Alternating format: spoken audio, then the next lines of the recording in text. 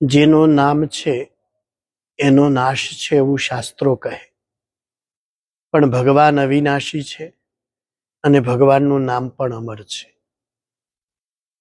જ્યારે પણ કોઈ જીવ કે ભક્ત અટવાયો ત્યારે ભગવાને એને પોતાનું નામ આપી આગળ કર્યો.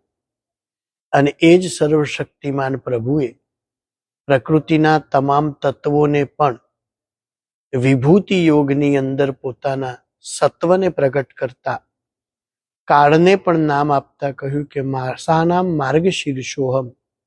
આવા માક્ષર માસમાં ભગવાનની ઉપાસના, મોક્ષદા એકાદશીનું પર્વ અને શૈવ સંપ્રદાયને માનતા જીવોને માટે આદ્રા નક્ષત્રમાં પણ શિવલિંગની ઉત્પત્તિ ભગવાન શિવના સામર્થ્યને બતાવતા આપ સૌને ભગવાને સર્વ પ્રકારે સમર્થ કર્યા.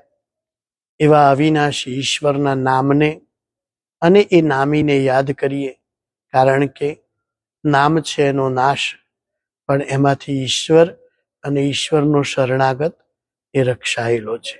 સૌને જય શ્રી કૃષ્ણ.